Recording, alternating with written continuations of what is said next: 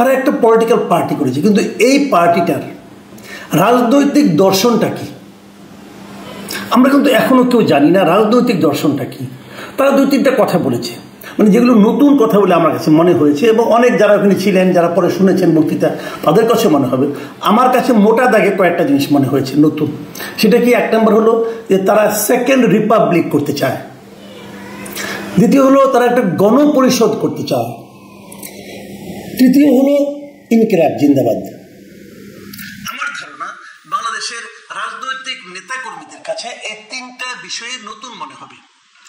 Second Republic জিনিসটা কি? যারা এখানে শুনেছেন কেউ কি জানেন সেকেন্ড রিপাবলিক জিনিসটা কি? বাংলাদেশের কয়জন লোক জানে সেকেন্ড রিপাবলিক জিনিসটা কি? এই যে আপনারা শুনতেছেন, আপনারাই আপনাদের মতামত আমাকে দিন যে সেকেন্ড রিপাবলিক জিনিসটা কি আপনি বুঝেন? এটা কি বোঝা আপনার কাছে খুব জরুরি মনে হয় কি? ভাই, বিষয়টা কি? আপনি একটা স্লোগান দিবেন, আপনি একটা কথা বলবেন, যে জিনিসটা মাস পিপুল বুঝবে না, জনগণ আম জনতা বুঝবে না, সেটা বলার দরকারটা কি? সেটা বলার মাধ্যমে কি আপনি যে একজন মাস পিপুল না, আপনি একজন আম জনতার ঊর্ধ্বে, আপনি যে বিশেষ একটা শ্রেণীর লোক, সেটা বোঝাতে যাচ্ছেন? এই সেকেন্ড রিপাবলিক যারা আপনারা করতে চাইবেন, আপনাদের উচিত ছিল সেকেন্ড রিপাবলিক জিনিসটা কি এটা সবাইকে আগে বোঝানো, মানুষকে, এই দেশের মানুষকে এই নতুন একটা কনসেপ্টের বিষয়ে সচেতন করে তোলা, যাতে নাকি তারা জিনিসটা বুঝতে পারে। সেই কাজটা আপনারা করেছেন? আপনারা কখনো সেকেন্ড রিপাবলিক নিয়ে কথা বলেছেন? কেন এটা সেকেন্ড রিপাবলিক? কেন এটা থার্ড না, ফোর্থ না, ফিফথ না? কেন না? আপনারা ফ্রান্সের উদাহরণ দিচ্ছেন। ফ্রান্স যখন রিপাবলিক হয়, প্রতিবারই তারা কি হয়েছিল? রাজতন্ত্র ছিল। রাজতন্ত্রকে সরিয়ে তারা একটা গণতান্ত্রিক প্রক্রিয়া করেছে, that was called republic. First রিপাবলিকের পরে আবার রাজতন্ত্র চলে এসেছিল, আবার সেটাকে সরিয়ে তারা সেকেন্ড রিপাবলিক করেছে। তো এখানে রাজতন্ত্র কোথায়? এখানে তো একটা গণতান্ত্রিক, হ্যাঁ আপনি বলতে পারেন এরা গণতন্ত্রটাকে পরিবারতন্ত্রে পরিণত করেছে, হতে পারে, আমি এটা অস্বীকার করি না। কিন্তু পরিবারতান্ত্রিক 2-3টা দলের বাইরেও তো দল আছে, আপনারা সেরকম একটা দল করতে চান, করবেন, কোনো সমস্যা নাই। কিন্তু আপনারা কি এই বিষয়টা, এই যে কনসেপ্টটা, এই কনসেপ্টটাকে সাধারণ মানুষের কাছে পরিচিত করতে পেরেছেন? যে জিনিসটা কেউ চিনেই না, জানেই না, সেইটা আপনাদের হলো মূল লক্ষ্য, আপনারা সেকেন্ড রিপাবলিক করবেন। দ্বিতীয় একটা কথা, আপনারা গণপরিষদ করতে চান, আপনারা গণপরিষদ নির্বাচন করতে চাচ্ছেন। আগে গণপরিষদ নির্বাচনটা কি? 52 বছর দেশ স্বাধীন হলো, এদেশের মানুষকে জিজ্ঞাসা করেন তো ভাই, যে আমরা জাতীয় সংসদ করবো না, আমরা গণপরিষদ নির্বাচন করব। হোয়াট ইজ গণপরিষদ? এদেশের মানুষ বুঝে? আবার আমি দর্শকদের কাছে যাচ্ছি, আপনারাই বলেন, আপনার এই জীবনে আপনি কোনো গণপরিষদ নির্বাচনে ভোট দিয়েছেন? আপনি বুঝেন যে গণপরিষদের উপকারিতা কি, অপকারিতা কি? আপনি বুঝেন গণপরিষদে কি হয়, হয়টা কি? ভাই, মানে অচেনা জিনিস কেন নিয়ে আসছেন? আমি এই জিনিসটা বুঝি না। মানে অচেনা কিছু আনলেই কি মানুষ আকর্ষিত হবে? মানুষকে বোঝাবেন না আপনারা যে হোয়াই গণপরিষদ? হ্যাঁ, আপনারা বলতে চাচ্ছেন আপনার সংবিধান পরিবর্তন করবেন এবং নতুন যে সংবিধানটা করবেন, সেই সংবিধানটাকে পাশ করার জন্য একটা গণপরিষদ ইলেকশন করতে হবে। গণপরিষদ করা দরকার কি? আপনি গণভোটে দিলেই তো হয়ে যায়। তারপরে আমি বলি, জিনিসটা হলো আপনি গণপরিষদের কাজটা কি? একটা সংবিধানকে আপনি অনুমোদন করবেন, করার পর ওই পরিষদের কাজ কি? আর কোনো কাজ নাই, তারপরে ভেঙে দেওয়া হবে।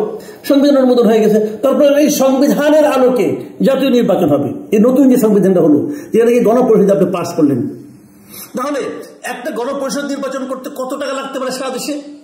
কোনো ধারণা আছে? টাকা কি বেশি হয়েছে ভাই? আর করলেন কয়দিনের জন্য, কি কাজের জন্য করলেন? খালি একটা সংবিধানকে সংশোধন করার জন্য করলেন। তো আমাদের এই সংবিধানে কি নির্বাচনের কোনো ব্যবস্থা নাই? আপনারা বলছেন এই সংবিধান একদম নষ্ট হয়ে গেছে। কি কি নষ্ট হয়েছে? এই সংবিধান নষ্ট হয়ে গেছে, এই সংবিধানটা কি আলোকে কি নির্বাচন করা যাবে না? একমাত্র আপনাদের উর্বর মস্তিষ্ক থেকে বেরোচ্ছে যে এই সংবিধানের আলোকে কোনো নির্বাচন করা যাবে না। তাহলে নির্বাচন কমিশন, সংস্কার কমিশন করলেন কেন? এই সরকার কেন করলো? নির্বাচনী ব্যবস্থার সংস্কারের জন্য যে একটা কমিশন করা হলো, তারাই তো বলেছে কিভাবে সংস্কার করা হবে, কিভাবে নির্বাচন করতে হবে। তো সেই অনুযায়ী নির্বাচন করলেই তো হয়ে যায়। দুইটা নির্বাচন করার দরকারটা কি?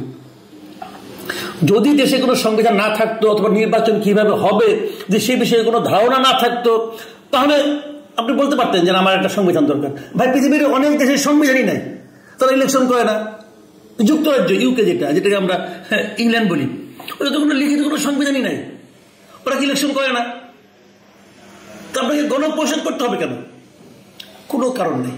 তো এইগুলি হলো কি আলোচনার জন্য আলোচনা, কথার জন্য কথা, মানুষকে অচেনা শব্দের সঙ্গে দিয়ে হঠাৎ করে আঘাত করা। দেখো আমরা এটা করতেছি, আমরা সেকেন্ড রিপাবলিক করব, আমরা গণপরিষদে নির্বাচন করব। আর এটা করা এখন যদি আমি ব্যাখ্যা করে বলি, এই দুটা জিনিসই হচ্ছে বেসিক্যালি। এগুলো করতে চাওয়ার মানে হলো গিয়ে নির্বাচনটাকে বিলম্বিত করে দেওয়া।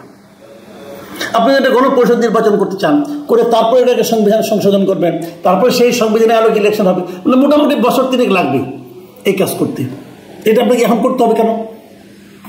কোনো কারণ। আর আপনি সংবিধান সংশোধন করবেন, সেই সংবিধানটা কোথায়? প্রস্তাবটা কোথায়? সংবিধানের যে প্রস্তাবটা আসছে আলী রিয়াজ সাহেবের নেতৃত্বে, এটা কি খুব আহামরি বিশাল কিছু হয়ে গেছে? খুব বিশাল কিছু হয়ে গেছে? এরকম একটা সংবিধানের প্রস্তাব আমাদের দেশে সংবিধান আছে,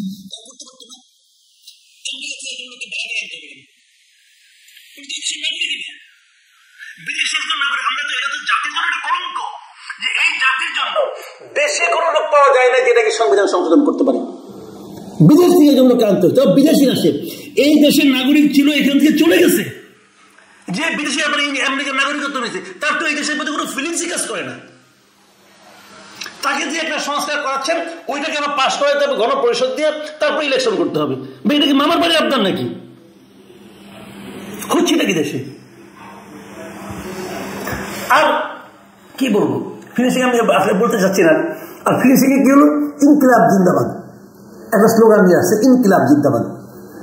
ইনকিলাব জিন্দাবাদ কেন? অর্থটা কি? বাংলাদেশে ইনকিলাব নামে একটা পত্রিকা আছে, ছোটবেলায় মানে যৌবনকালে আর কি, একটা ইনকিলাব নামে একটা মুভিও দেখছিলাম হিন্দি ছবিতে, অমিতাভ বচ্চন স্মৃতিতে অভিনয় করে। এই যে ইনকিলাব, সেই ইনকিলাব জিন্দাবাদ। আর ইদানিং শুনি ওনাদের যে পীর সাহেব আছেন, বিদেশে থাকেন, উনি ওনার প্রত্যেকটা বক্তব্য দেওয়ার পরে শেষে ইনকিলাব জিন্দাবাদ বলেন। কারণ পীরের মুরিদ এখন ইনকিলাব নিয়ে ব্যস্ত হয়ে পড়ছে। ইনকিলাবটা কি? ইনকিলাব শুনলাম এটা কি ভারতীয় কমিউনিস্ট পার্টির স্লোগান ছিল একসময়। ইনকিলাব, ইনকিলাব মানে বিপ্লব, ঠিক আছে, ভালো কথা। জিন্দাবাদ মানে দুইটা বিদেশি শব্দ দিয়ে আপনি এখানে ইনকিলাব জিন্দাবাদ একটা স্লোগান বাই করছেন। কারণটা কি? এটা করতে হবে কেন? ইনকিলাব জিন্দাবাদ ভারতেও বলে, পাকিস্তানেও বলে। আবার এর নাহিদ ইসলাম বলে আমরা ভারতের মানে পন্থী না, পাকিস্তান পন্থীও না। আবার তাদের স্লোগান নিয়ে নিয়েছেন, একটু পর স্লোগান দিয়েছেন ইনকিলাব জিন্দাবাদ। এই ইনকিলাব জিন্দাবাদের সঙ্গে বাংলাদেশের কয়জন লোক পরিচিত? পীর সাহেব বলে মুরিদদের বলতে হবে। তো এইগুলি তো কোনো কথা হলো না ভাই। মাটির কাছাকাছি যান। আমি অনুরোধ করবো যারা নতুন রাজনীতি করতে আসছেন, আপনারা রাজনীতি দল করেন, ভালো, খুশি আমরা। মাটির কাছাকাছি যান, জনগণের কাছাকাছি যান, জনগণের ভাষায় কথা বলেন। জনগণকে নতুন ভাষা শেখাবেন না, জনগণ নতুন ভাষা শিখবে না আপনাদের কাছ থেকে। আমি দিগ্গজকে দেখতেছি, এই ইলেকশনটা সামনে নির্বাচন যেটা হবে, আপনি যদি কি দুরবস্থা হবে চিন্তা করতে পারবেন না, যদি এরকম বিদেশি অচেনা অপরিচিত শব্দ নিয়ে আসা আপনারা কিছুটা করতে চান। এত সোজা না ভাই।